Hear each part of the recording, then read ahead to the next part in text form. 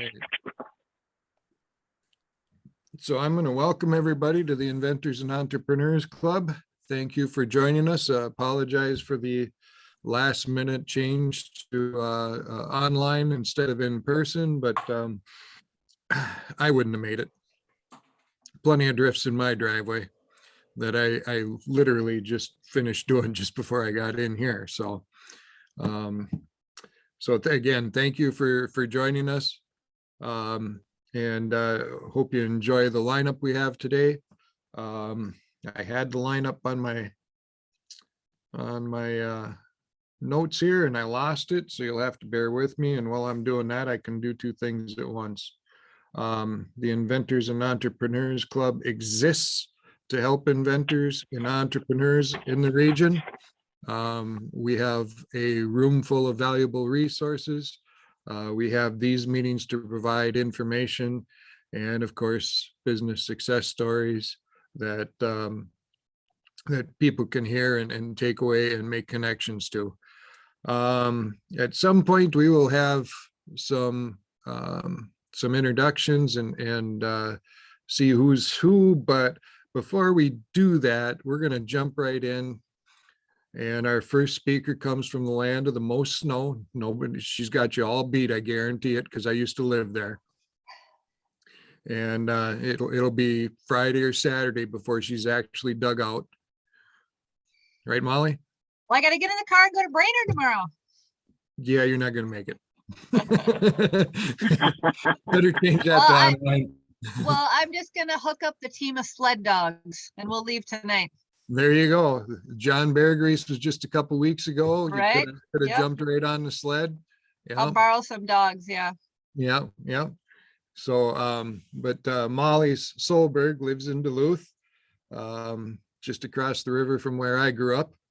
And Molly has 20 years experience in marketing, PR, sales, social media, and digital marketing, excuse me. And she's also the founder of the Social Media Breakfast Twin Ports. Now that club was in existence probably 7 years ago when I was up there, because I certainly don't remember it. But well, we're in our 12th year. 12th year. Well, I guess I'd have to be on social media in order to be part of the club, though. Right. And, right. You know, Yep. Since I'm not, that voids me from any membership. So Molly, I'm just going to turn it over to you because it's quoted as the coolest city on earth, Duluth, Minnesota, but I guarantee you right now it's the snowiest city on earth. So take it away, please. Thank you. Or it's over in Ashland, I think. They got the most of it. Ashland's got quite a bit, yes. Yeah. Well, thank you all for having me. I'm not sure everybody's level of digital marketing, so hopefully if you're savvy and do digital marketing on a daily basis and create Google ad campaigns, then hopefully you'll learn a thing or two, or we will just start with some of the basics. So how long do you want me to gab on? As an only child with that kind of introduction, I could just go all night. So well, if you can hit about the 30-minute mark, that'd be great. And we'll allow a few minutes for introductions or for questions. Perfect. That Thank sounds you. great. All right. So I have as a marketer, I'm legally obligated to have a PowerPoint presentation. So here you go. Can everybody see the screen? Thumbs up. All right. We are looking good.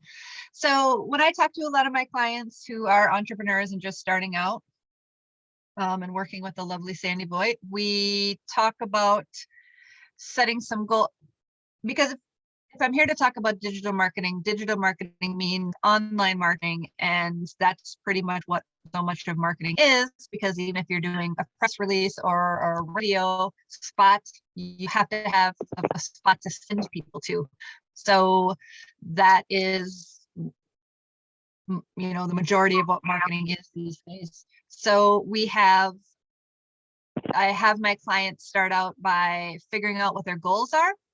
And because the goals are going to set the tone for what the marketing purpose is. If the marketing purpose is to get more awareness for a local bricks and mortar store, we need to know that. If it's just to send traffic to an online e-commerce store, that is completely different set of marketing tactics that are required for that. And then I touch on a website, and your website can't be found unless we talk about search engine optimization and local search. And that's becoming more and more popular, because getting a website and launching a website, I sadly have to tell my clients, that puts you down at the bottom of a list of 100 if you're talking regionally, to tens of thousands if you're talking nationally. So search engine optimization gets your website to the top of the list so people can find you. And you need to be at the top of the list, because I don't know when the last time somebody's gone to the second page of Google to search for something. And then we obviously have to talk about social media. And again, that traffic is there to, social media is there to drive traffic to your, whatever it is, your bricks and mortar store, your online store, to create awareness. And then creating a buyer persona, who you're trying to market to, content creation, content marketing, and scheduling. So we are going to go a little bit zippy through these, since we have 30 minutes to allow for some time for questions. But I always say it's 2022 now. Well, actually, not only is it 2022, but it's I'm sure you've all heard this today, 2/22/22. But it's not 2 o'clock. We should have had this meeting at 2 o'clock. And we need to set our goals for this year, because whatever marketing you do is there to drive a goal. And so many of my clients don't know what that goal is. Is the goal to sell 5 more widgets this month? Is the goal to get 2 more people through the door?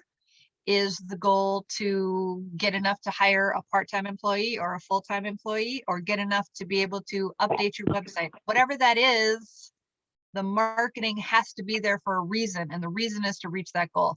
So many people just think, well, I need to be on Facebook, so I'm just going to go on Facebook and say, hey, it's a lot of snow out there, huh? I mean, that's great, but your next post has to be some sort of awareness to try to reach your goal.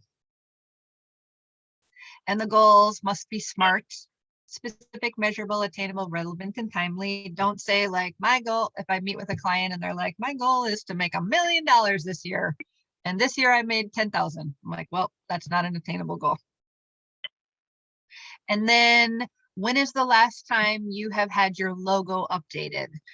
Your logo should be, it's just like changing the interior design of your home. Is it stuck back in the 70s and 80s? Not that I don't love the mauve and the floral, but your logos need to be updated to something more current. And that's even for, I was working with a client who works at Arrowhead Auto Body in Duluth, which is really popular, and they've had a logo forever and everybody recognizes it, but it was kind of the font was looking a little bit old fashioned. So they went and had their logo redesigned, and they're slowly putting that logo out there, slowly changing their letterhead, slowly changing business cards, obviously their outdoor sign, but they're modernizing a bit to the point where people want to wear the graphics on the employees want to wear the graphic and the logo on the clothing. And this is some of my clients, including myself, that have gone through 99 Designs, which is a company that will, you enter in a logo contest, and for $299, you get a brand new logo. Obviously, I tell my folks to use, if they've got a friend or someone local, we love to give business to our local people, our local graphic designers. If you don't have someone in the area, it's nice to have 99 Designs, because then you get access to 50 different designs from 50 different designers. And then we talk about branding and figuring out, if your brand was a person, what words would you use to describe them? So your brand starts to have an identity and a voice. For 11 years, I was director of sales and marketing at Duluth Pack, and Duluth Pack is a 140-year-old company. So we wanted to make sure that we had a voice, that we were talking in a professional manner, and my team was, so that we weren't being OMGs or LOLs or all caps or slang. That we had to talk from experience, because we were a heritage brand. And then making sure that your branding is consistent all the way across. So if you have someone doing social media for you, do they know your company's mission and vision and your branding? Because if that person walks out the door and another person walks in, you need to be able to continue that same voice and that same tone for your branding. And then here's just a really pretty graphic. If I was starting to lose people, it's really colorful and bright little colors. And it talks about setting your goals, good foundation, finding leads, going back and optimizing and measuring. I have only about 10% of my clients actually go back and look at their marketing that they've done this past year to see what worked. What posts were the most popular? Well, post more of those if it got more engagement. I didn't want to post like a review that we had gotten at Duluth Pack, but I posted it and I thought that was being a little bit vain, but oh my gosh, they're like, I love that big too, or this is so great, or I wanted to get that one, I didn't want to get that one. It created so much engagement that we started doing that, posting reviews on a monthly basis, because they're like, wow, look at this fan. Well, I'm a super fan too. And then making sure that we create a website, much like your logo. Oh yeah, we have a website, and yeah, I think maybe 7 years ago. Well, that is pretty outdated because 7 years ago the templates weren't the same. It can't be read on a mobile phone or an iPad, and so many people are using those these days. So you have to make sure that you're updating your website, and it doesn't have to be a completely redo, but at least updating the theme. Those need to be updated pretty much on a yearly basis. I think that comes out. So make sure that your website is being updated as well. And 10 reasons why having a website is so important. You acquire a new customer base. It's accessible 24/7. I just had a client earlier today saying like, oh, a website is going to cost $300 and for the whole year to host it, like through Wix. And I said, how much would you pay an employee to sit at the desk for 365 days a year, answer the phone and answer every question and sell all of your products and talk about all the services you provide and all the information you have? I mean, it's very cost effective. And then they place an ad in the newspaper or radio ad, which is more than $300. So it's a really cost effective way to be accessible to the world. And then that means once you launch a website, search engine optimization. What does that mean? Your website has to be fast. So if you've uploaded a video or an old photo that's not compressed and your website takes 10 seconds to load, Google, and I say Google because it owns 96% of the global search engine share, Google is not going to place your website at the top. If your website isn't going to load, it doesn't want to give your website as a result. So you always have to be testing your website to make sure that it's fast. And you also have to make sure that it contains all the keywords. I built my husband's website, and he's a Duluth painting company, but the homepage didn't have the keywords of interior painters in Duluth Superior area. Those are all keywords when someone's typing in painter Duluth Superior. So the website I created 3 years ago never put those keywords in there. Shame on me. I learned. And now he's busy, which he's like kind of excited about. I'm really excited about it because now he's out of the house. So it's a win-win. So keywords. And then look at your competitors and see what they're doing. If you have a small boutique and you sell dresses, what's Target doing? You're not Target, but they have $1 million marketing budget. So whatever they're doing to sell dresses, take some ideas from them. Integrate your social media into it. You can create press releases. You also need to build links. So Sandy Voigt and I decided we're going to open tire stores across from each other. I am going to link to Goodyear and Michelin, and I will ask Goodyear and Michelin to link back to me as one of their distributors. I will always appear above Sandy because I have links, high quality links in my website. Sorry, Sandy, don't even start one. And then we all know the power of search engine optimization. Here's marketing groups in Duluth, and only the top 2 are going to get clicked on. If you fall down to this 4th position or at the very, very bottom is out there advertising, they're not going to get clicked on. They're just too far down the list. So you always have to keep working on your website, adding more content, adding more keywords, adding more links, making sure that your website's fast to get up to the top. And these are, again, are some of the ranking factors. keyword speed, if it's mobile responsive, if it adapts to a mobile phone, if you created a lot of links going in and out. And again, a really pretty colorful wheel to attract your attention. If you just ate dinner and you're nodding off. And then there is the local search piece. So is there a website popping up? Okay, I do have a web. I will just, should I wait for questions? Should I pop in now? Well, this is just one from Linda. So I'm just going to answer it right now because we're talking about that. Where's the best? Okay, I guess we'll get to that as I move forward. And does every page on your website have to have keywords, or can they be different? Optimally, if I sell a black dress, I should have one page just to that. If I have a marketing company with services, I will get more leads if one page is just on search engine optimization and another page is just on social media and content. The more you can separate that out and make one page just have one major keyword, the higher you're going to start to rank. So that is the website. And then there's local search.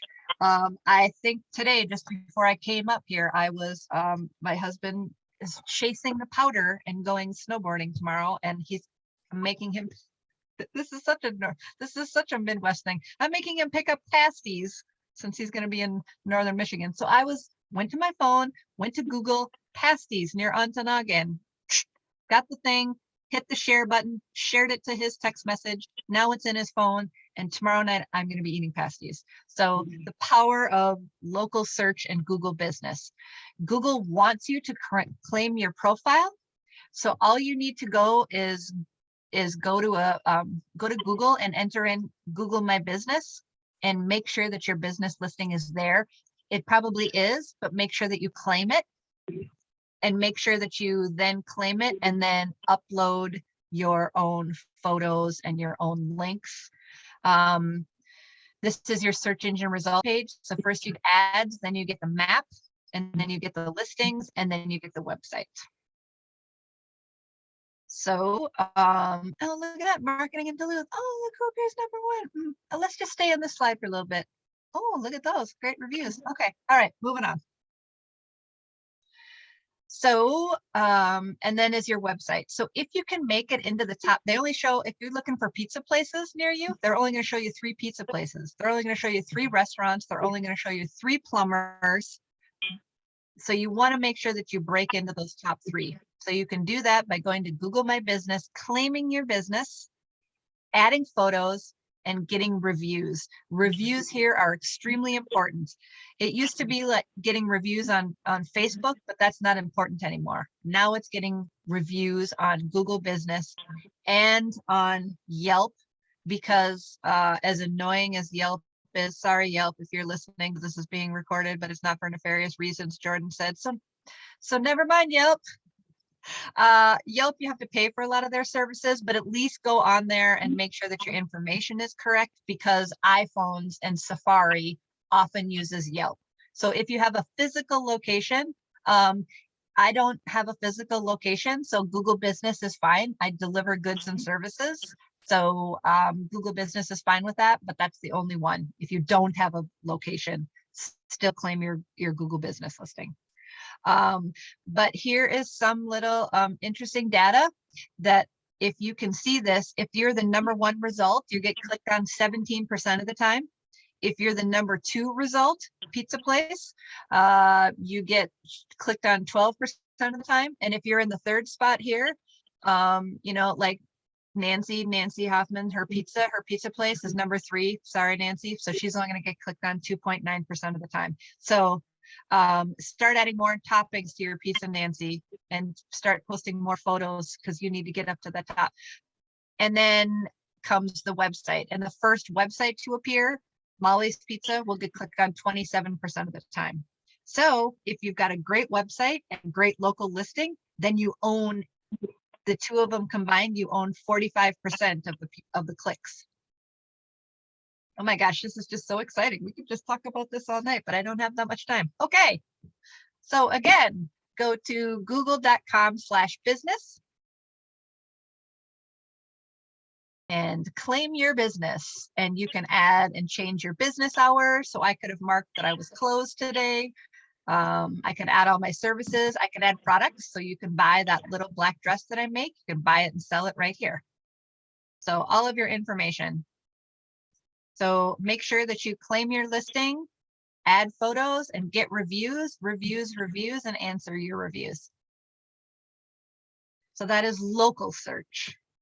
Now we're moving on to the most popular social media platforms, which we know Facebook, we know Instagram, we know Twitter, LinkedIn.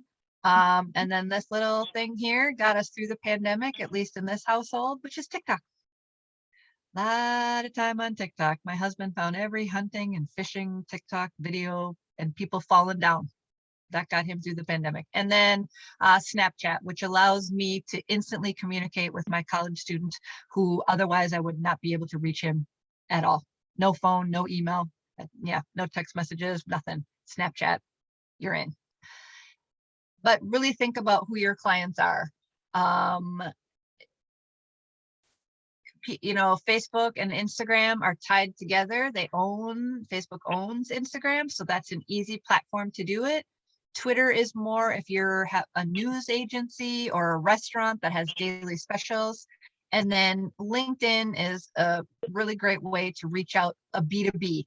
So if I have B2B clients, I tell them to go onto their LinkedIn, make sure they start a LinkedIn business page, and then reach out to people that way. I have some clients that want to connect with me on Facebook. You don't need to see the White Claws I'm drinking on the weekend. Why don't you go over to LinkedIn and connect with me there? So LinkedIn is a great spot. And this is the old adage that we learned years ago, and it's starting to come back. The trend of sell more by solving problems. And I think we've all learned through the past 2 years that we all have problems and we all have a way to solve it. I provide a service. I provide a service to those businesses that are struggling to get people in the door right now. So I help them with that. So I don't need to say like, hey, I'm Molly and I do marketing. I need to say, do you have a bricks and mortar location that's really been struggling during the last 2 years of the pandemic? Why don't you hire me? I can help you get more local awareness and get more people in the door. That is going to resonate more than just me talking about my services. So everybody has a problem. If I sell little black dresses, hey, are you going to a small micro wedding or a wedding that's now taking place this year? You need a new dress because you may or may not have been sitting in your room close to the kitchen eating snacks. Yes, I'm talking about me. I am going to need a new dress if I'm invited to a wedding this summer. And then I always tell my clients to look at what the large companies are doing that have multi-million-dollar budgets. They have test groups. They have all sorts of focus groups. They do A and B testing, and whatever they're doing, if there's a way to apply it to your business. Amazon in April is National Pet Day. We can all talk about that because we know animals do well. Coca-Cola does a little 3-second video. So just find a way. Obviously, this is content creation and video production that we don't have, but we can certainly make a little 3-second video that just showcases a product or a service that we had. We know it works because the companies already did it for us. Again, what's going on in Target? Well, they have a couple of hashtags here and then they have a little link. Okay, well, that's good to know. Now Maurice's, Facebook is making it much easier to shop for products directly on their platform. Websites have a plugin that you can add depending on what website you had that can access these products and put them and access to Facebook. And so you have a way to integrate the two. So you can now buy all these products. So I can see here from Maurice's, you can see here like chambray pleated flutter 22 white tank top 22.42. So I can all these prices, it instantly appears. I can click on the little button, it takes it to the website to buy. So we can follow the trends. How do service-based industries use Facebook and Instagram? H&R Block, use your return to never return. And let's just stop and look at this photo for a while. Oh, Don't we all want to be there right now? That looks marvelous instead of outside shoveling. Okay. And then Wells Fargo, service-based. You can now access tax documents online through Wells Fargo. Like, oh, that is super helpful because I'm not sure if they came in the mail or not. We've got to go see our accountant. So I will go check on that.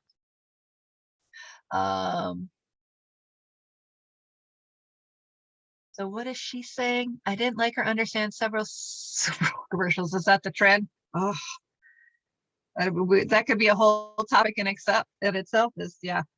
Oh, you're probably talking about the QR code jumping around on the screen. That if that's what you're talking about, if that's the one you're talking about, their website crashed because so many people went up to their TVs and downloaded that QR code. So Sandy wasn't understanding what was going on, but enough people did that their website crashed. We can chat about the commercials tomorrow. And then I always told my clients back in the day, we're going to build buyer persona, such a popular thing to do. It's a man in his 50s and he likes to ride bike and he has a black lab. And that was really hard for a lot of my clients to do because they just said, everybody's my customer. And I had a hard time getting them to focus on this. So I have now changed it to pick your favorite customer or two.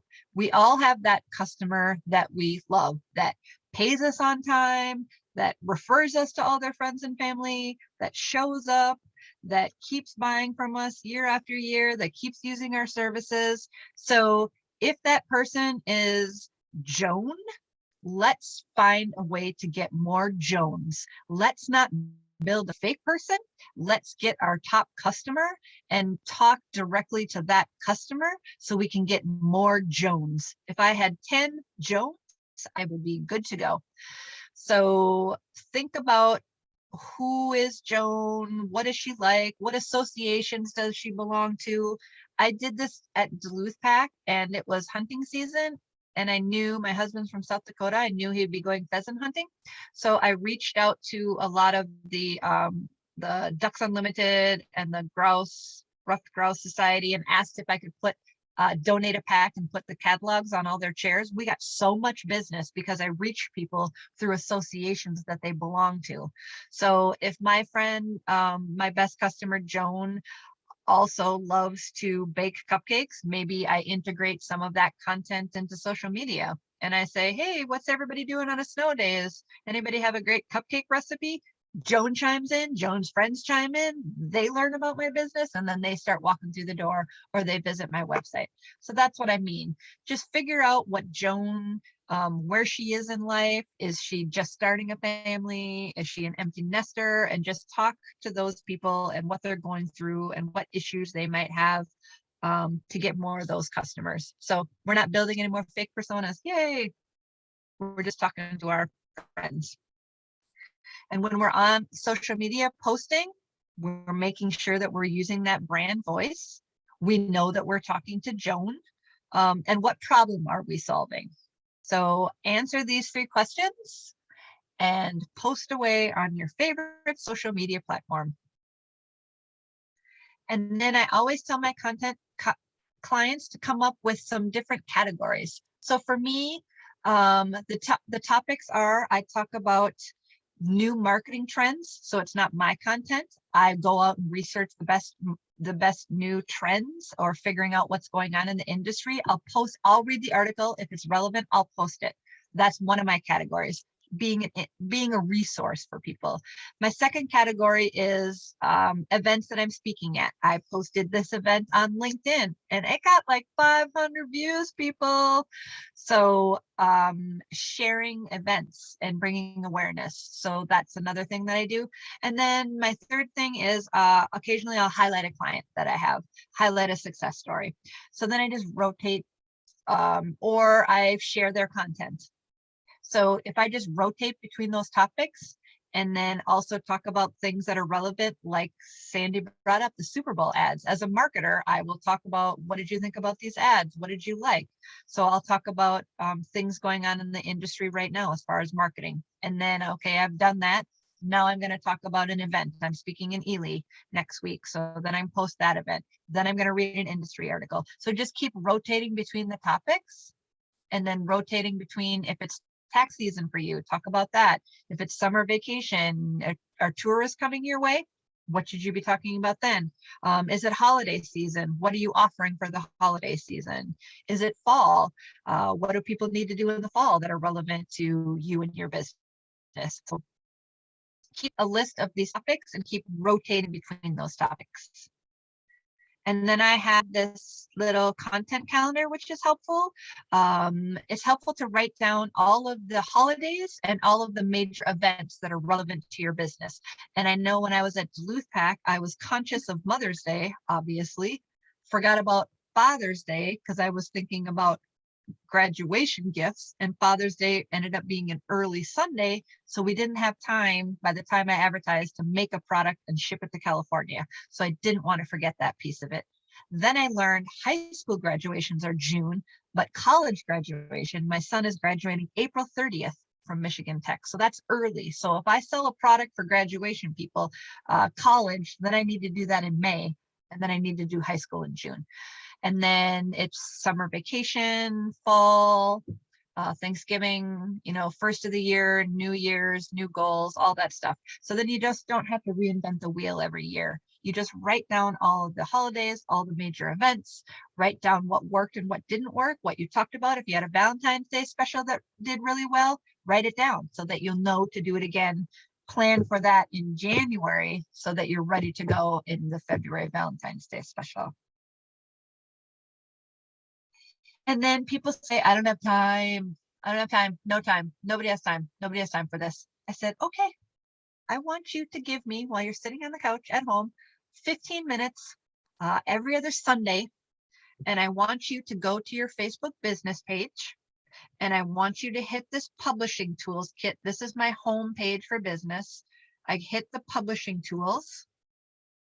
And it says publishing tools. Do you want to create a post? I say yes. I can click the box for Instagram because they're connected to each other. I can type something in.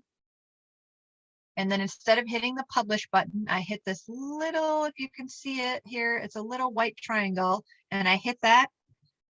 And then it lets me schedule my post. And you can schedule your posts 90 days out. So there's no excuse.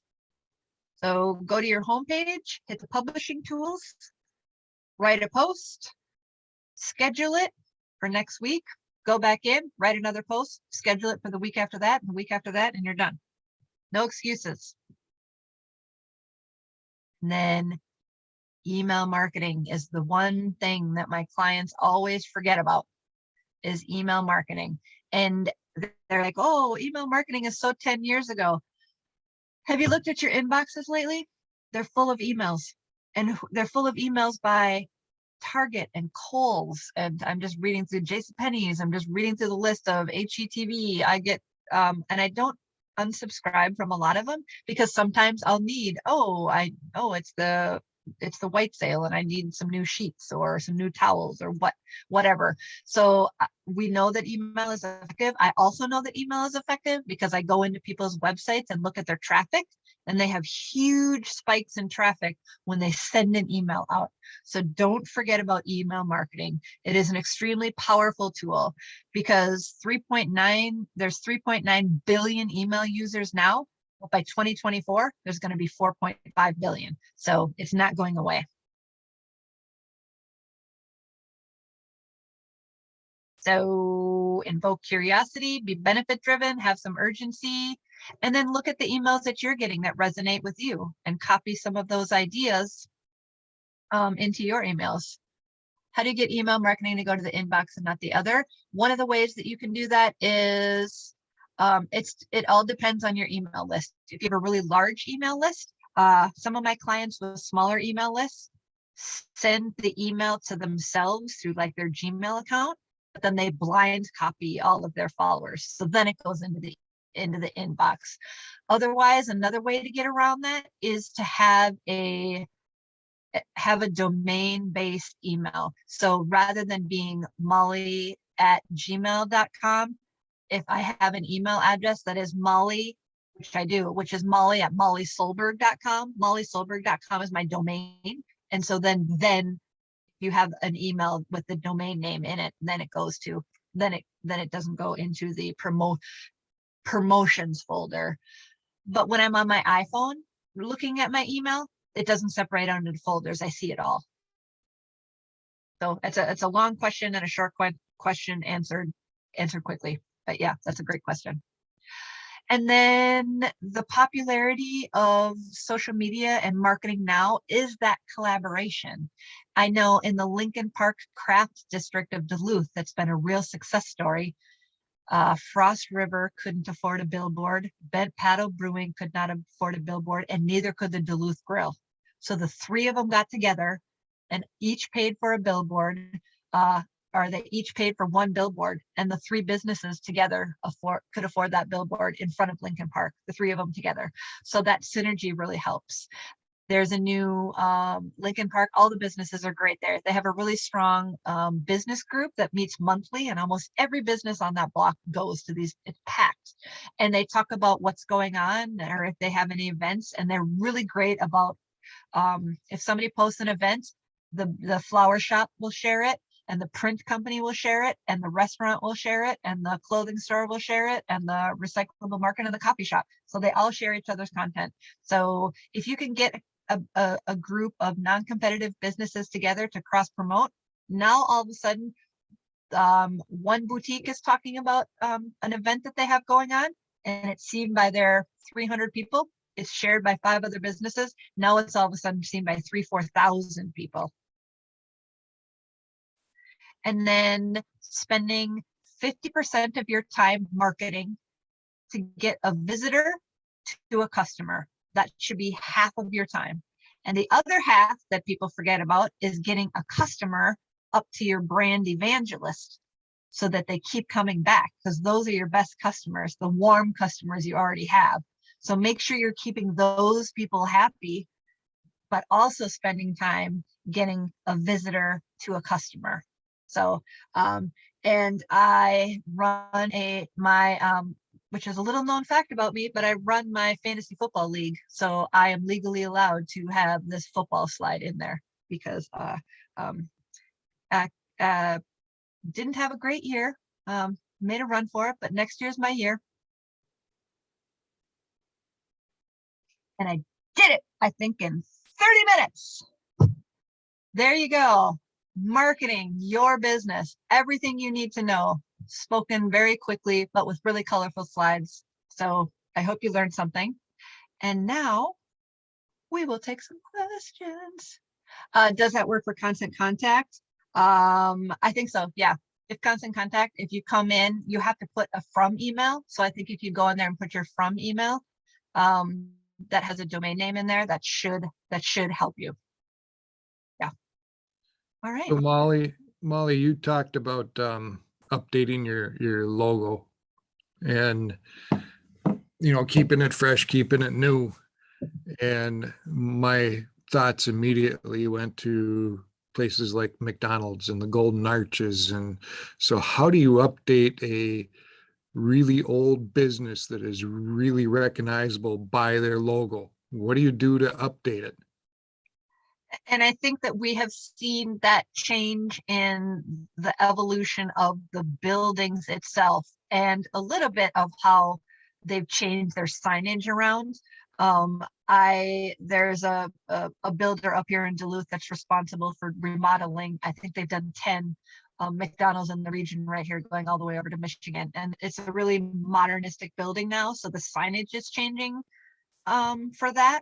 So, it's not written out McDonald's, or just the M is there. So yeah, obviously, with new Coke or whatever it was, but that was changing the formula.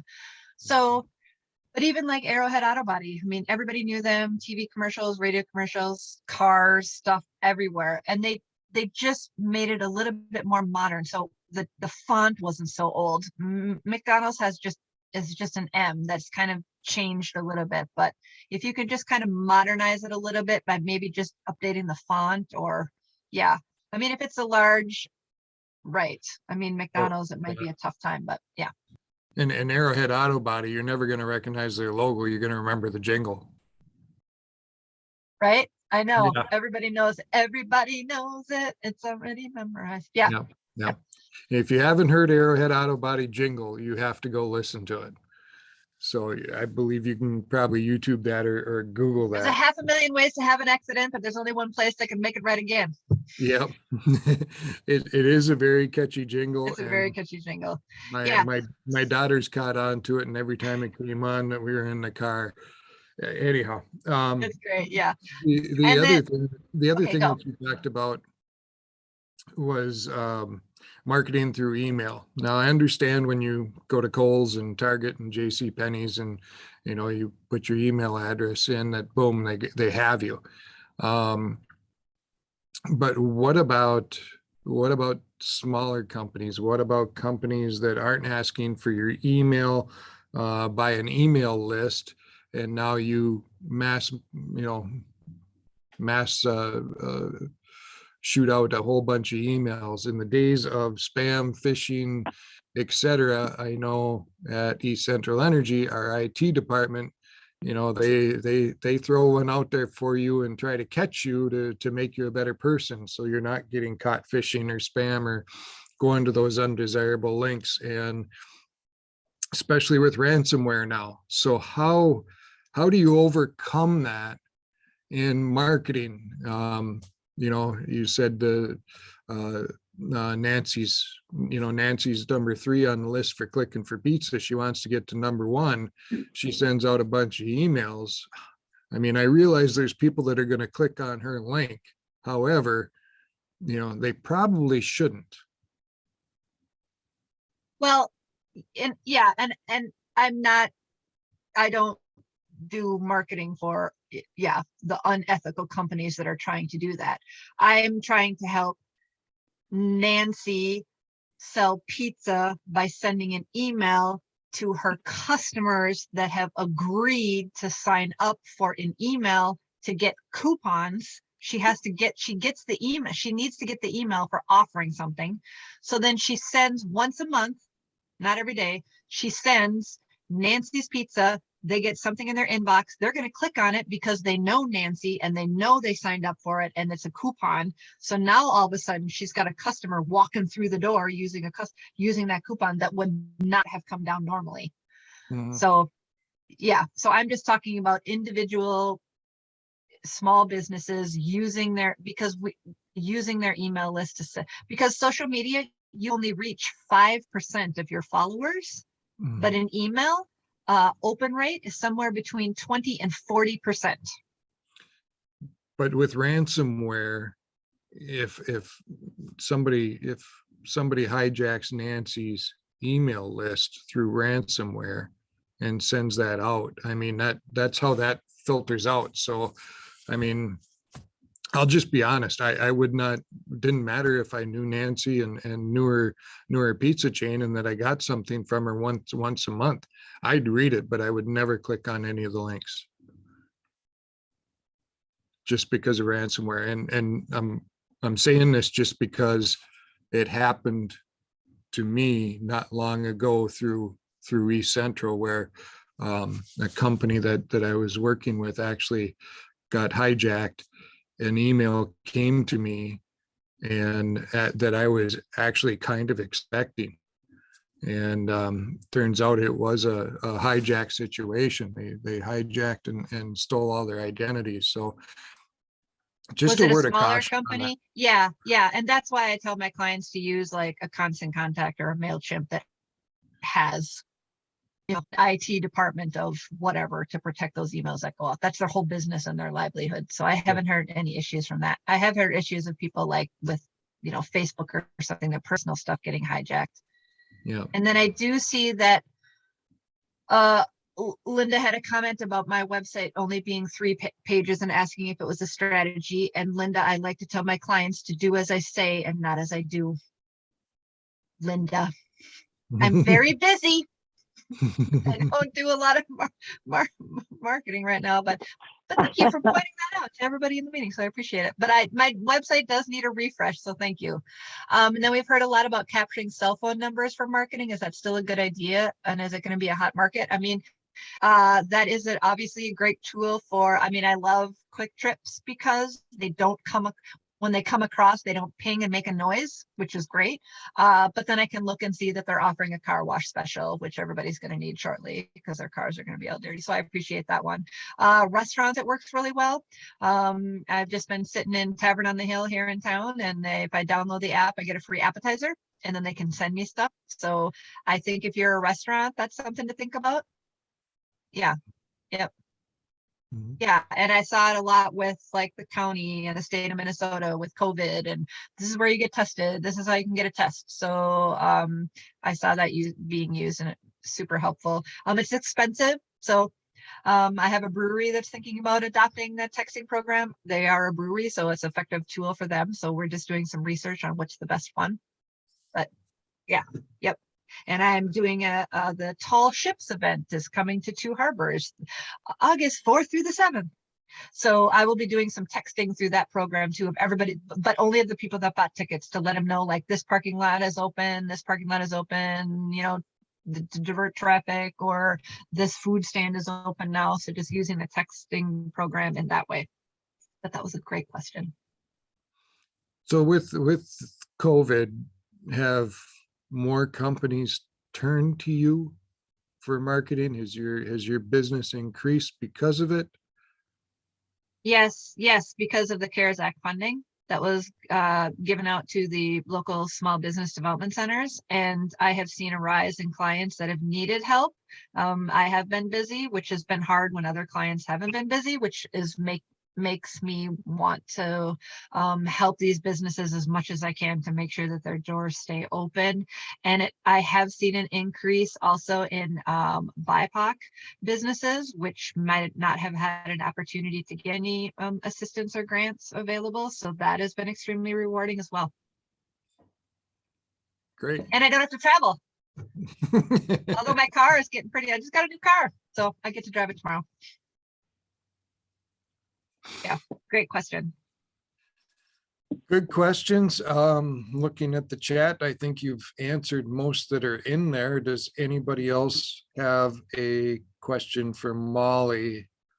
Molly, are you going to hang around yet, or in case somebody Yeah. has a- And because I think Linda was saying like her first question was the best place to advertise your company, Google, LinkedIn, or Facebook?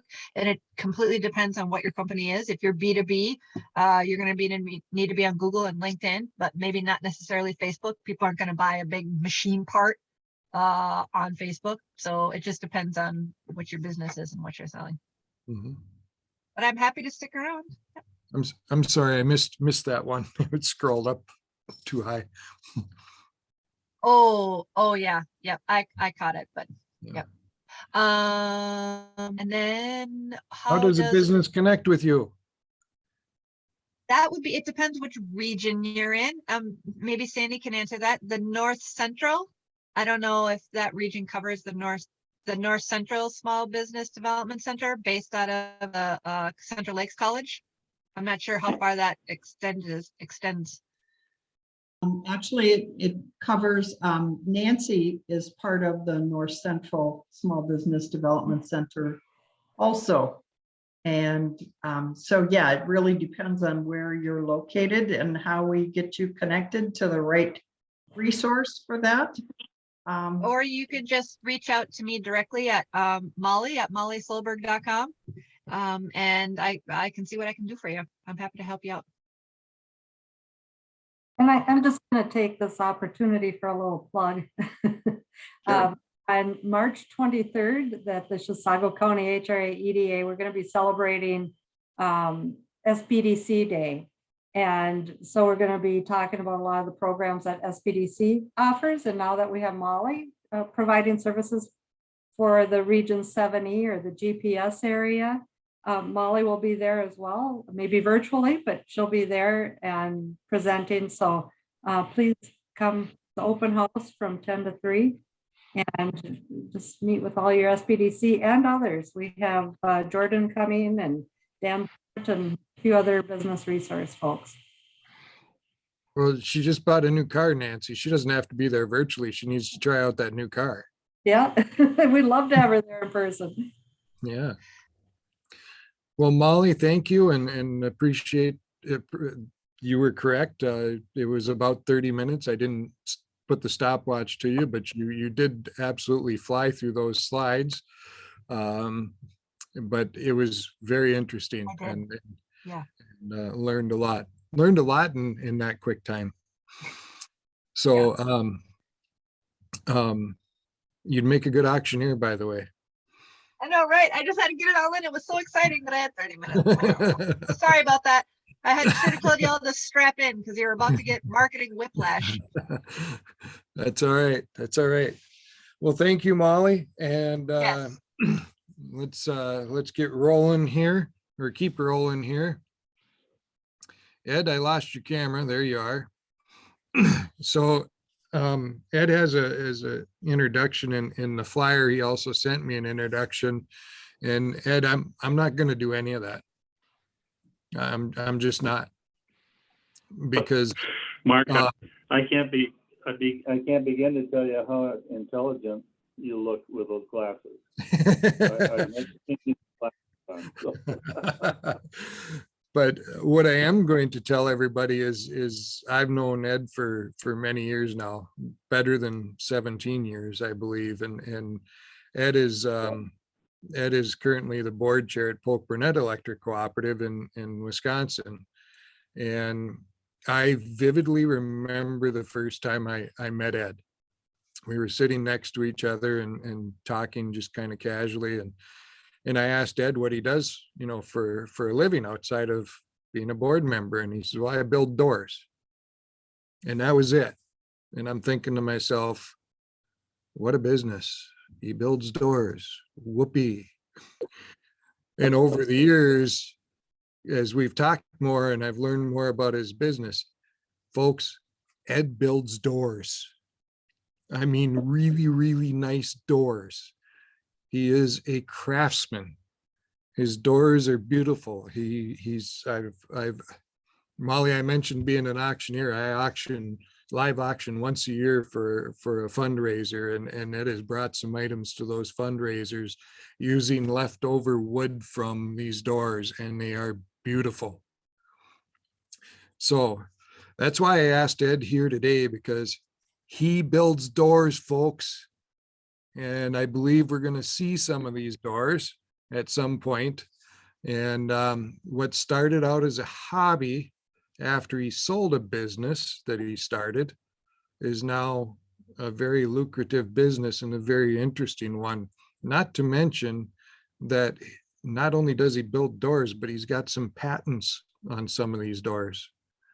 That's how special they are. So Ed, my friend, I know we joke around a lot, but I really do truly call him a friend. He is a friend of mine. And Ed, I'm just going to turn it over to you. I'm sitting on pins and needles, and after all the excitement from Molly, I'm ready for you, bud. Let's go. Okay, all right. Well, I'm not quite as organized as Molly was, but I'm not exactly used to doing this sort of thing. So I sold my previous business in '91, and during that year, I had decided that I wanted to start building entry doors and interior doors. Had no knowledge of it other than back in college, I helped design an entry door for an architectural professor. And that's what really got me started. I was very fortunate that an old timer, as a matter of fact, he was 92 years old, gave me a call, and his name was Bob Colstead, and he said, I understand that you want to build doors and you don't know a thing about them. Correct. So Bob drove up here for 3 weeks straight. Most of the time I had to go pick him up because he would get 10 miles within my place, and then he'd get lost. So he'd tell me where he was at, and I'd go get him. Anyway, he was from a family that went back many, many years on building doors and furniture in Minneapolis. And so it was very rewarding for me to meet an individual that would sit down with me and go through the technique of building doors exact the way they were built in the late 1800s and 1900s. So that'll give you a little idea on how my business started. It was strictly going to be a hobby. It was going to be a one-man operation and nothing more than that. The mistake I made was the very first entry door that was ordered by a business owner in St. Paul. And that business owner was building a beautiful home, and the architect for that particular project was from Minneapolis and had an architectural firm in Minneapolis. So I delivered that door, and that's my business took off from there. Since that time, we have shipped doors to. Let me back up a little bit and tell you my operation today. We up to today.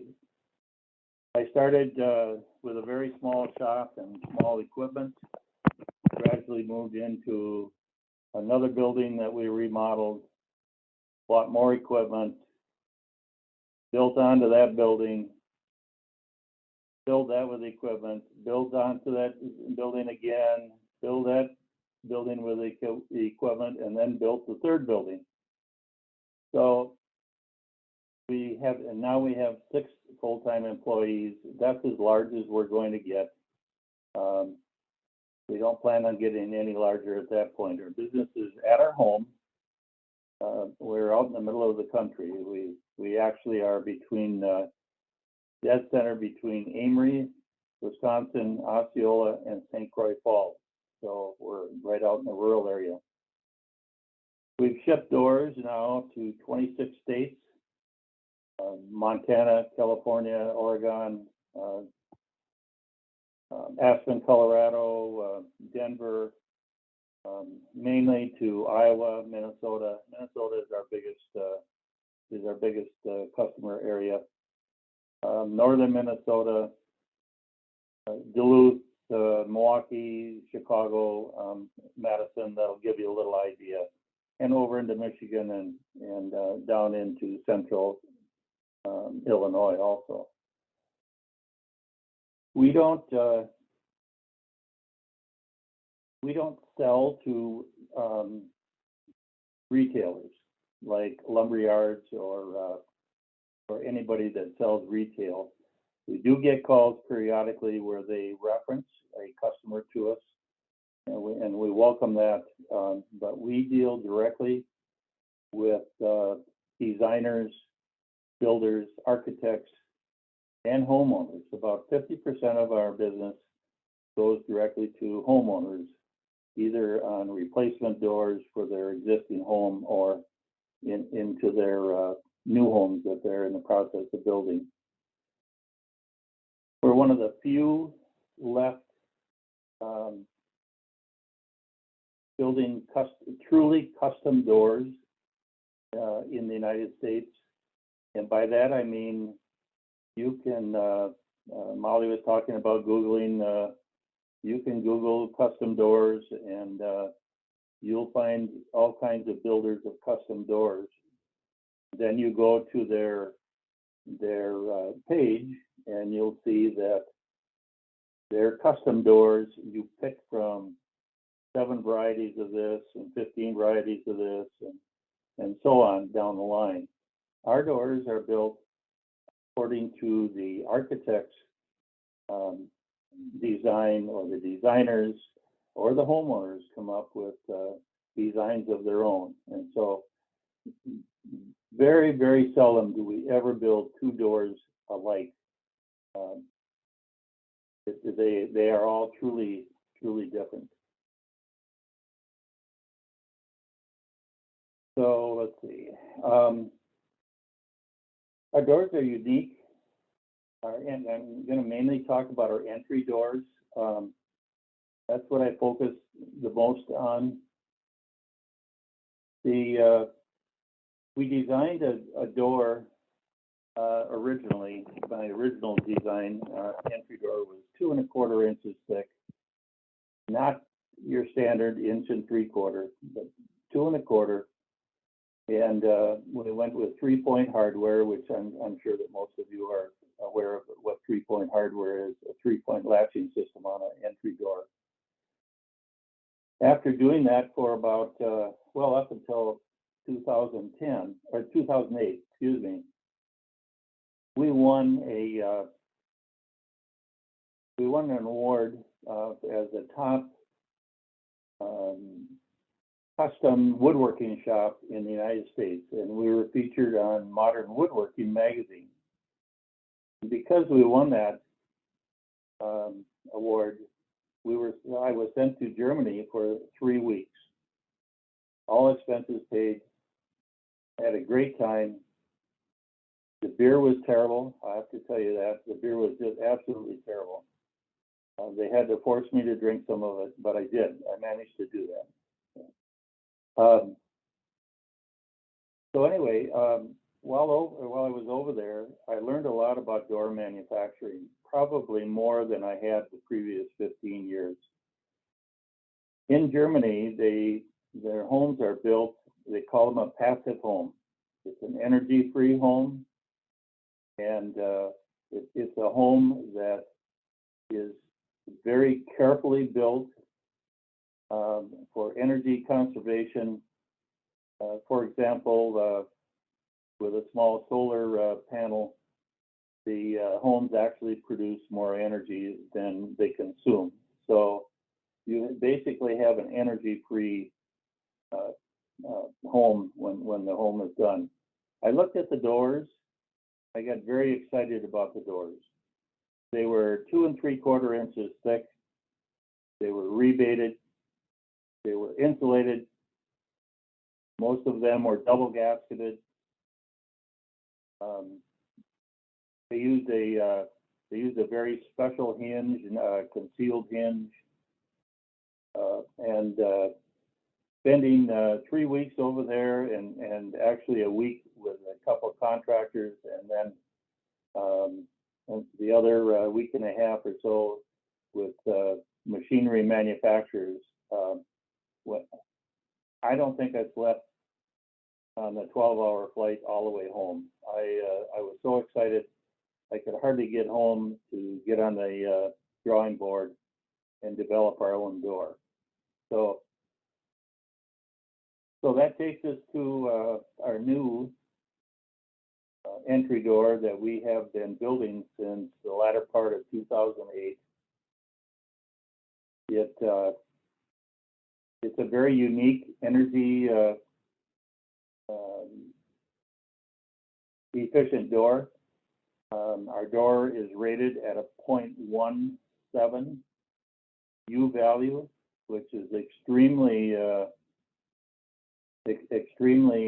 efficient, and it has an air infiltration rate of 0.392, and those are certified numbers, and those are approximately 10 to 20 times more efficient than the standard entry door that is put in a home today. By standard entry door, I'm referring to a metal door, a fiberglass door, or an 1 3/4 inch wood door. Our door is insulated like the doors in Germany, possibly even a little bit better. I spent more time and developed a special system on insulating the door. We use a very expensive hinge on the door. It's a concealed hinge that's adjustable on 3 different axes. We use a double gasket system, and our gasket material comes from Switzerland. Our hardware comes from Germany. Our 3-point hardware comes from Germany. Let's see, what else can I tell you about the door?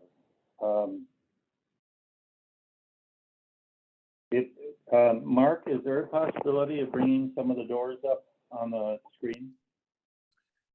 Jordan, do you have seeing those? the- Jordan, do you have those? Here we go. Okay. Can you keep going, Jordan, until we get to,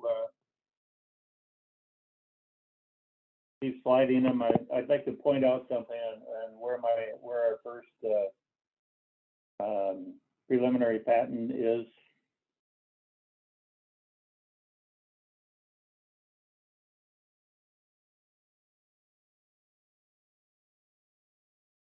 Well, as long as he's got, as long as, I'll answer your question in a minute, Linda. Okay. As long as they have this particular door up, this is one of our new doors, and I wanted to show you our first preliminary patent or provisional patent is we have taken the or I have taken the beam out on each side of the door. There, if you remember, if you have a standard door on your house, you have side lights. You can think back. You have a beam that runs up alongside of the door, between the door and the side light. If you notice the threshold on this door, it's clear all the way across. There's nothing to hold moisture on it. The beam is built in to the side light. And we did a provisional patent on that, and I think that patent is going to be up in about 2 years, I believe. Jordan, can you keep flipping? They don't flip nicely, so we're gonna have to pull them up one at a time. Oh, okay.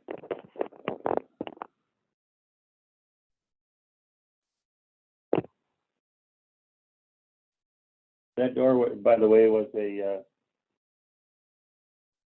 wood called Udally. Okay, this is a super insulated door, but I wanted to show you that we are truly a custom door manufacturer. There's nothing on that door that is straight. Everything is crooked. The mid rails are crooked.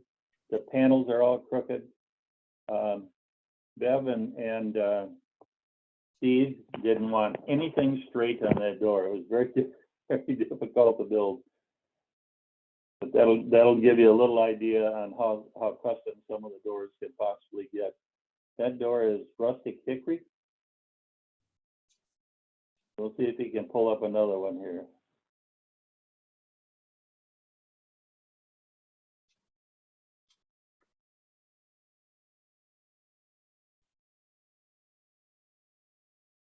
That's the inside of that door. Now, that's a clear-coated rustic hickory. Give you a little idea how crooked everything is. Beth, Am I seeing hinges on the left side of that picture? yes, those are. I couldn't. We built that door before we started using the concealed hinge. Okay. Sorry about that.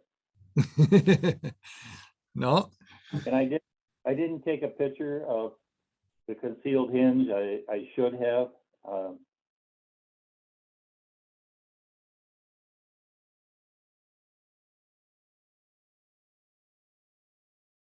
Okay, this door, well, it's viewed from the outside, but this door, the doors are 4 foot wide and 9 foot tall. And that's a special veneer that comes from France. It's Sapili Palmeraie is what they call it. That's a house on Minnetonka.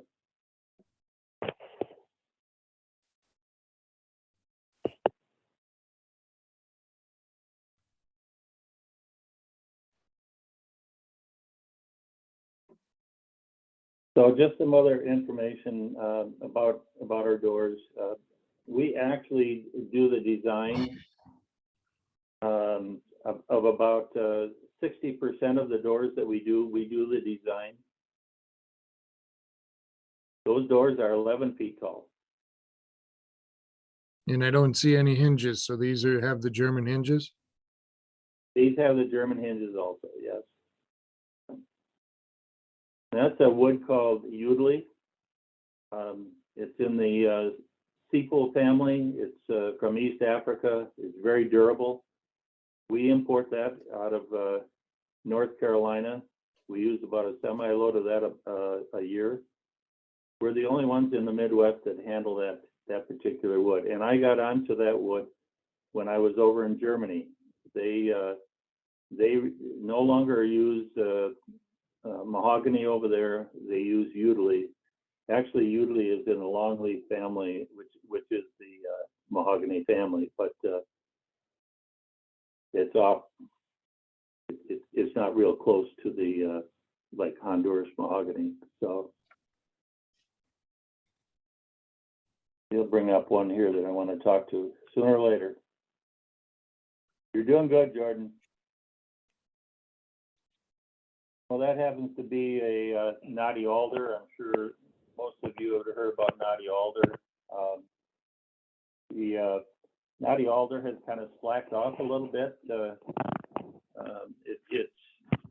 It's unusual that a wood will go more than 3 or 4 years, and then the design kind of shifts to a different wood. At the present time, it's rustic white oak or rip-cut white oak. Although I will say that about 50% of our entrance doors are still the Udley wood that I was talking about. So these doors are insulated. All of our entry doors are true divided light. And if you're not aware of what that means, it means that each one of those pieces of glass is an individual insulated glass unit with wood running all the way through. That's the way the doors were built many, many years ago, and we decided that we're just simply not going to build doors that have simulated divided light. Makes the door a little heavier. We think just a little more beautiful, and we're not going to change our method. So.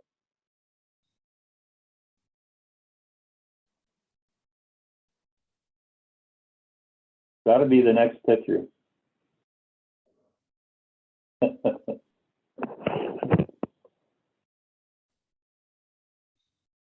No, we're still not there. So that is Udley also. That's a house down in Chicago, or excuse me, in Madison. That's Udley with a stain on it, and that's there again, it's true divided light, and that's 8 feet tall. Each door is 3 foot.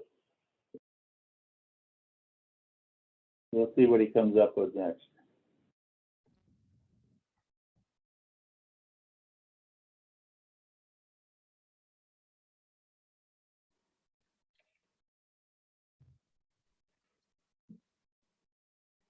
Well, we're not there yet. That door is 10 foot, that pair of doors is 10 foot tall. That's clear alder, no knots in it. And can't remember where we shipped that door. Just a different design, but to give you a little idea on, and that's one of our designs for the customer.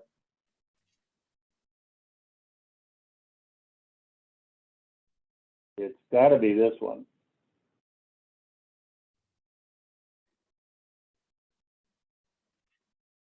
Okay, there we go. Might be hard for you to see, but you see how clear the bottom threshold is there? No place for moisture to hang out. And if you were to see the inside of this door, you would not see the hinges. The hinges are concealed, and the entire interior side is flush. There's no beam showing. There's no obstruction at all. It is one solid piece all the way across. So, well, I'll continue on here a little bit. We don't really market. Sorry to tell you this, Molly. We have a website that's about 12 years old. okay, now there you can see how clear that threshold is. Anyway, we don't really market. We haven't had to since we started business. Our delivery or our backlog is normally 8 to 10 months, sometimes 12 months, and the orders just keep coming in. We have customers that won't even give us the design. They just simply want us to put them on a list of projects to do and get them scheduled. And they have to know that they're on that list, and they know the only way we'll do that is if they send a down payment in. So we get checks in that just simply say, put a holding spot for an entry door approximately this size. So marketing hasn't been a problem. It's been well, I guess it has been a problem, a good problem for us. We just have not had to spend any money for marketing. Basically all of our work comes from word of mouth. When we get a call, our customer will say, so-and-so recommended you, or a certain contractor recommended us, or their architect, having done business with us previously, will recommend us. We've moved on a little bit. We've done some other things that are possibly a little bit too early for the market. I spent a year on and off developing what I call a super insulated door that we have a preliminary patent on. That door went through a testing cycle. The first test cycle was a week long, and the contract or the testing people came back and asked us if they could keep the door for another week, and not really realizing what he was saying. I just told him, of course, it's a test door. So he called me a week later and said, well, we tested it 2 weeks, 2 different application tests. And the reason they did that is because the very first test they did, the door tested at a higher energy efficiency than any other door that's ever been tested in the United States. It tested at 0.11 U value, and the air infiltration rate was less than 0.350, which is extremely good. The problem with the door is that the way we insulate it for conduction, convection, and radiation. So it has a complete thermal barrier in the door. And there again, the insulation that we use, that comes from Germany. So the door ends up to be quite expensive, but extremely efficient. We've done about 9 of them in the past 3 years, I think. But that single door runs about $9,000. So it's expensive. It's probably 5, 6, 7 years before the market will accept that door for the simple reason of the cost. Once the energy costs go up like it is in Germany, where instead of 12 cents per kWh, they pay 47 cents per kWh. And so the value of that energy increases greatly. So we have that door. We might build 1 a year or 1 every other year. We just have not, and we have not marketed the door because of our workload. Recently, we went ahead on one more project. We were asked to build a security door. A security door is basically a bullet-resistant door. So the bullet-resistant doors that are available on the market today are are what we call a slab door. It's a plain door. It looks like you go into a hotel, it's just a straight door, flat door. You can't really tell that it's a ballistic door or a bulletproof door, but there's no design to it. There's no character to it. So what some of the larger homes that we do, and we've done several that are well over 50,000 square feet. Those homes want a security door, and they want the door to look exactly like their interior doors. They don't want people to be able to distinguish a ballistic door from their normal interior doors. So it took us a couple of months to develop that. It actually was fairly easy to do because of developing the super insulated door. The construction method is very, very close to the same. And so we have that available now, and that has taken off like wildfire. We've done a couple doors and tested them out here. We had a crowd of about 20 people here, and they have their 45 caliber pistols, and the one guy had a 44 Magnum, and each one of them had a chance to shoot into the door. None of the slugs went through the door. So I think we're going to push on developing that part of the business a little bit more, especially for the customers that we already are building doors for, or have built doors in the past. So the next big thing that we've been working on and have been doing now for approximately 5 years.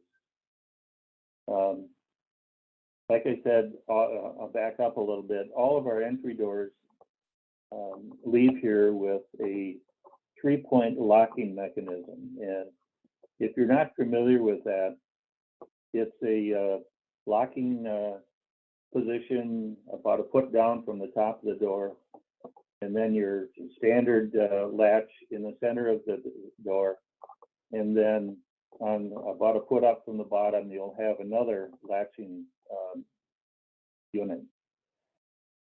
So what we've been doing is we have been making those electronic.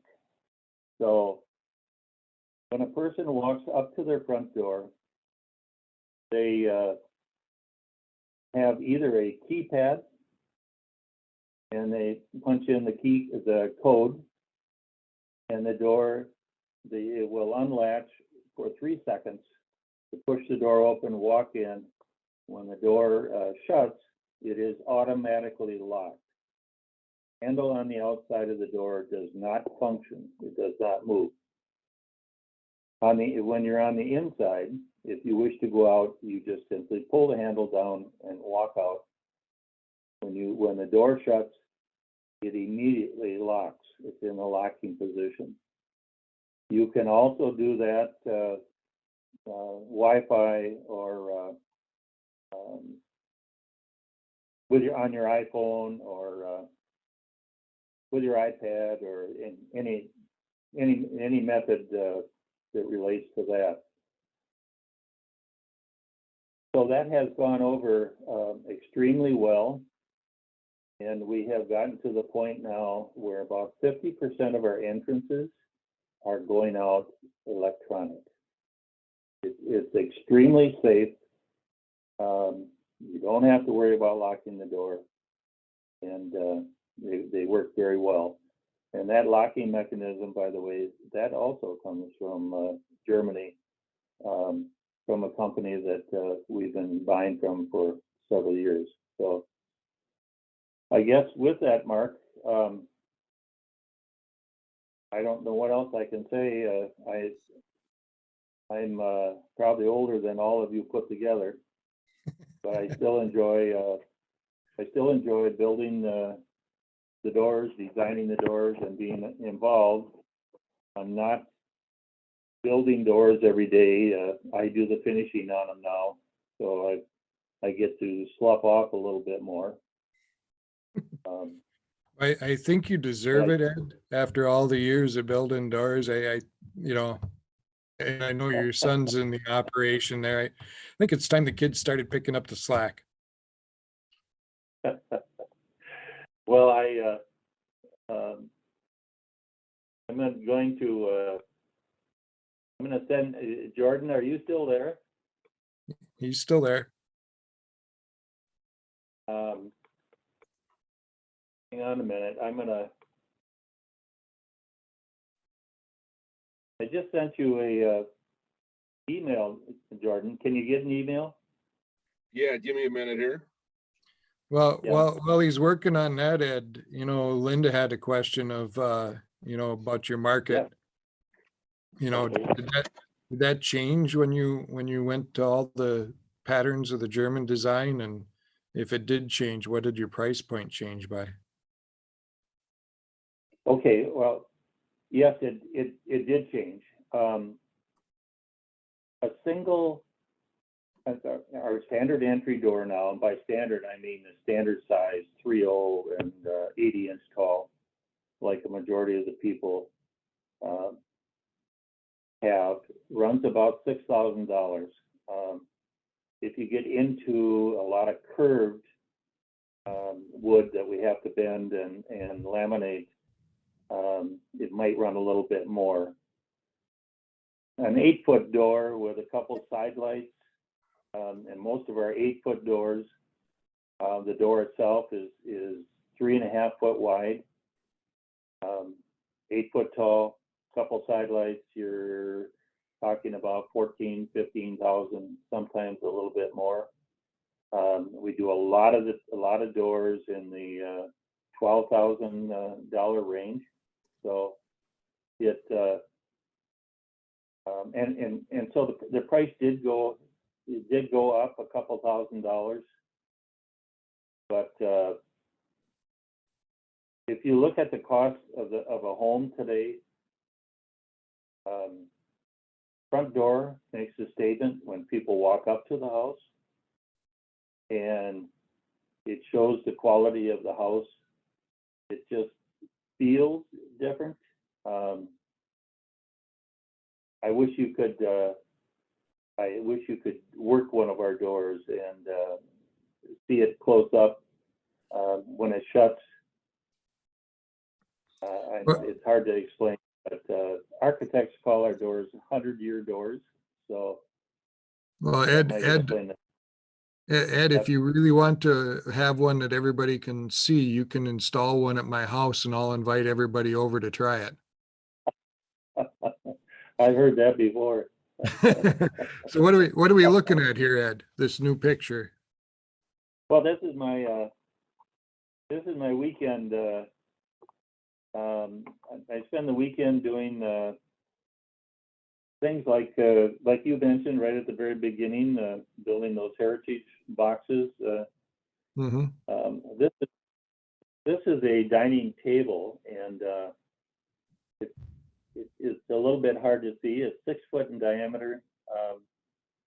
Other than the walnut there, the top, all those slats, there's only 4 pieces of wood there. Seriously. That's all cut in a continuous fashion. It's 6 foot in diameter. It's 30 inches tall. I don't know if Jordan can slide up to the next picture. It's white ash,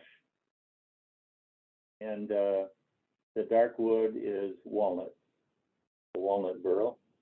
Mm-hmm. So that's what I do on weekends. I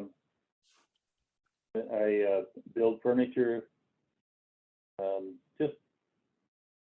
I love a challenge, and so I will tell you, this table took me many hours to figure out how to do it, and several mistakes. But it's a lot of fun. So Ed, with And all the supply chain issues, I'll hold my question. You can Jordan's got another picture pulled up here. Yeah, that'll give you a little idea. The first table I did like this with this same design was a oval table, or maybe you don't call it an oval table, but a table that sits against the wall and just comes out in like a half circle or a third of a circle. And I thought, well, that worked out so well. I had to try a full dining table. So that'll give you a little idea what the series looks like also. So back to my question, Yeah. with all the supply chain issues, you know, I know you said that you're getting veneers from France, you're getting wood from Brazil, I believe it was, and other Mhm. other overseas locations. Is that an issue? No, we have, you know, it's interesting when you talk about the supply chain issue. The supply chain issue is basically from Asia. When we order something from Germany or France or Switzerland, they give us a choice. And do you want to come by boat or do you want to come by air freight? And we can get hardware, for example, within 10 days from Germany. Our wood, we have been very fortunate there. We have 3 suppliers, and they know basically what we use. And I think the key to part of the supply issue is we pay our bills. And so when we order $10,000 worth of white oak, they're more than happy to supply it to us because they know they're going to get paid.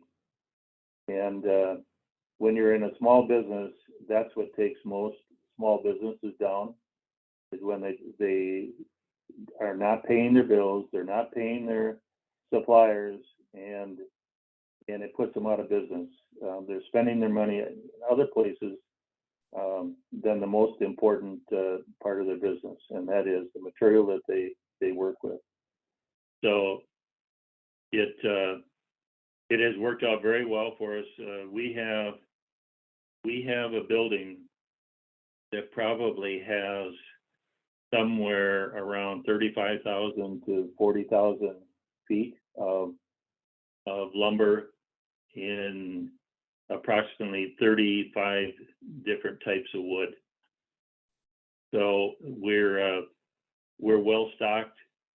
When we see that we're going to run into an issue, we have been able to purchase. It has cost us more, but we've been able to purchase what we needed. And my son Dan is just excellent at seeing ahead on our projects, because like I said at the beginning, most of our orders, we don't get to build them until 8, 9, 10 months in the future. And so he's very good at getting that material in. We haven't had a shortage yet, other than some plain sawed white oak. But we have been able to get some of that lately. One of the things I was going to tell you is that our business has developed into some very high-end homes. We're on our 5th home that's over 50,000 square feet. And those homes take 2, 3, sometimes 4 years to build. And they can have all the way up to 150 interior doors, plus 13 or 14 exterior doors. So that's been a big jump for us in the last 4 or 5 years, and that has been an unbelievable positive for our business. So That you kind of I, described Jordan's house. 50,000 square feet, Okay. 150, that's Jordan's house. Largest trailer house you've ever seen. Well, and you know, and I've always said I wouldn't want a home like that, and I don't understand why anybody else would want a home like that. But those homes, if people have the money, and they're building those homes because they can build them, and some of those homes will keep 400 or 500 people employed for 1, 2, or 3 years. So we can be thankful they're doing it. They, like I say, they can do it, and that's the reason they can do. That's the reason they want to do it, is because they can afford it. So some of those homes are just undescribable. The millwork in them, some of the doors we do for them are just unbelievable, and unfortunately, we can't take pictures. Most of them do not want us to take photographs of what we supply to them. So, but it's been very, very, very interesting doing that kind of business. And about 50% of our doors go in what I call standard homes like mine and probably yours, and people that just simply want a nice front door, remodeling their house, or they're downsizing, building a new home, and they want something better than the standard commercial door. So I'll take any questions you want to flag up. So yeah, so we can open it up for questions, and my first question actually is for the audience. And that is, you know, I started the introduction by saying, Ed builds doors. Do you believe me now?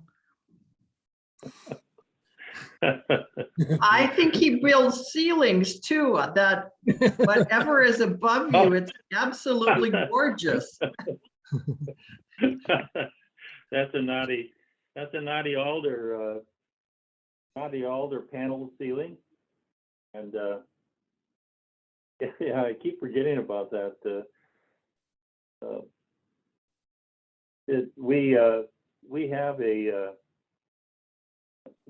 big family room that is 14 foot tall, and the walls are all paneled in knotty alder like that, and then a big fireplace, and then we have a book cabinets with an old-fashioned sliding ladder. I haven't had enough guts to climb all the way to the top of that ladder, though, and look for a book. I'll send my 15-year-old grandson up there one of these days. So Linda, I noticed you came off mute. Did you have a question? Oh, I didn't come off mute. I'm on my phone listening to this. I've been commenting right along, but Ed, I think that your doors are beautiful, and I was so impressed talking to you and realizing what kind of a company was out in the sticks by Amory. I mean, I grew up in Boyceville, and I know where Amory is, and I'm very impressed. And Ed, just so you know, it's interesting. You go first, Mark. Okay, just so you know, so up in one corner here, we have Nancy Hoffman. She's with the Chisago County HRA EDA. We got Michelle Thomas with East Central Regional Development Commission, which is also where Jordan is. And we have Sandy Voigt, who is the women's, what Sandy, help me out here. Women's. It's called the Women's Business Alliance. That's right. And to help women entrepreneurs as they try and start and grow their business. So, But Okay, we'd super. work with you too. yeah, but my point here is as you're talking and talking about the expansion of your business and whatnot, all the light bulbs went off in all those heads. And I don't know if you saw them, but I did. And they're all thinking, how can we bring him over to Minnesota and locate him in one of our industrial parks and get him and his business over here? You know, Ed, I know you're talking about turning the business over to Dan, and you know, it's right at your home.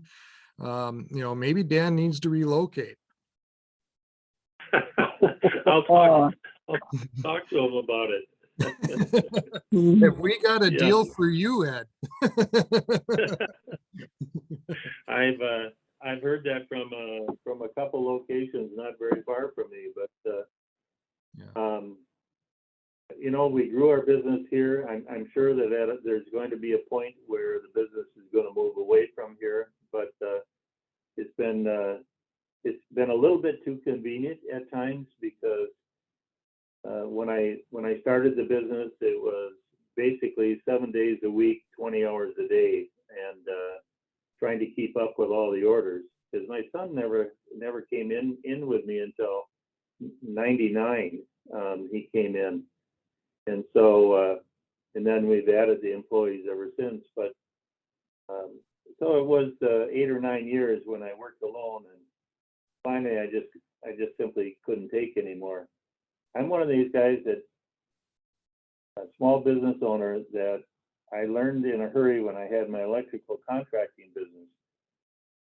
When you're offered a job to do, you don't turn it down. And it doesn't make any difference if you think you can do it, you'll find a way to do it. And the time clock, there is no time clock for you when you're a small business owner. You get involved and you take whatever work comes your way and you just make it do. The other thing that I have been preaching to my son and the employees is customer satisfaction. If I have to drive to a customer to help them out, to do something extra for them, or to satisfy them in some way, you don't write a bill out for it. You don't make them pay for it. You just simply do it, and it pays for itself down the road. And I have found that out so many times, and I just keep preaching that to people that want to start a business. Put your charge pad away, charge for your original product, and if you have to make adjustments or whatever, you do it, and you do it to satisfy the customer, and you'll be in business for a long time. So this is my 47th year self-employed. So my electrical contracting business was very successful.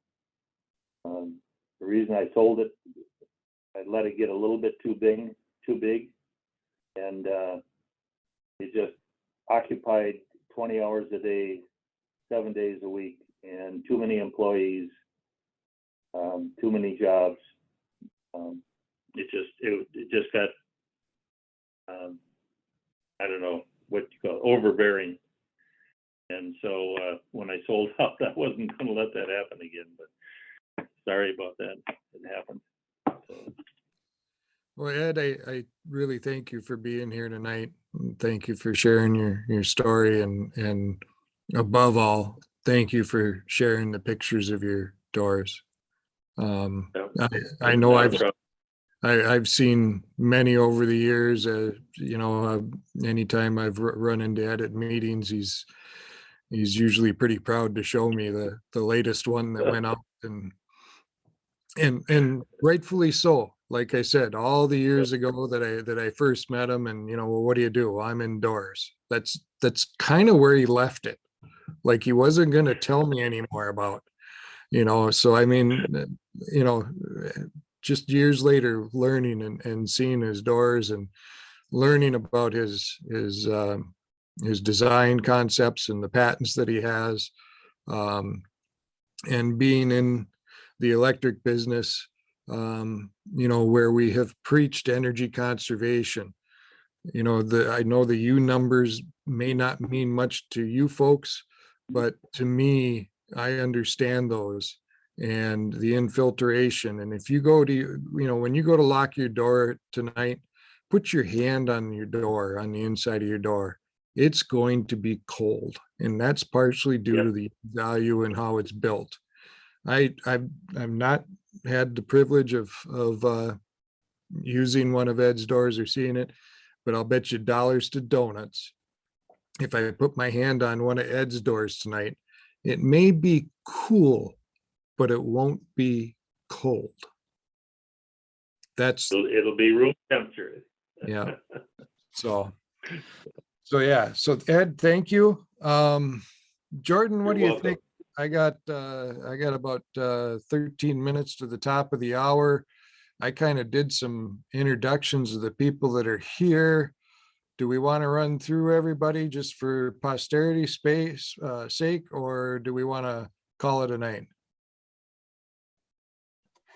That's up to you. I think most folks know each other, but your call. Well, the only one that I'm going to point out is one that I didn't mention, two that I didn't mention, and that's Linda Lydola. Of course, Ed met Linda at the beginning of the month. Linda owns a company, Raven Performance Consulting, and is also the board chair ECE. And the next one, I happen to work with the gentleman, and I'm just going to have him unmute. And he's even going to come on camera. And Matt, why don't you just introduce yourself, because I know you're not here too frequently, but I work with Matt, and Ed, he's got some industrial park property in St. Cloud that he really wants to talk to you about. Hi, I'm Matt Hegernus, business account specialist in our Western Territory. We have a beautiful business park in St. Cloud, Minnesota that I would love to give you a tour of someday. I go through St. Cloud quite often up to the Detroit Lakes on delivery. Sure. Yep. We'll stop by anytime. We can just talk. So. Okay. And just wanted to say that anytime somebody wants to come over and take a tour, they're welcome to come over. We always have doors in process. So. And weekends work. And Ed, I'm just going to tell you this. You cannot mention to Steve that I tried to influence you over to Minnesota, because when I contacted Steve Stroshane at Polk Burnett Electric, the first thing when I asked for Ed's contact, the first thing he said to me was, "You're not going to try and steal him, are you? Steal his business, are you?" Yeah. Interesting. All right. So I can disconnect, Mark, if it's no, right no. We're all going to disconnect here. All I'm going to do is say thank you everybody for attending. For those of you watching, you missed a great meeting, but at least we recorded it so you could view it.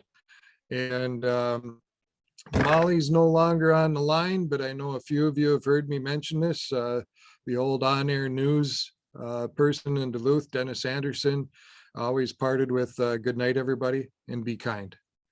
So good night, everybody. Okay. Be kind and safe travels. Good night.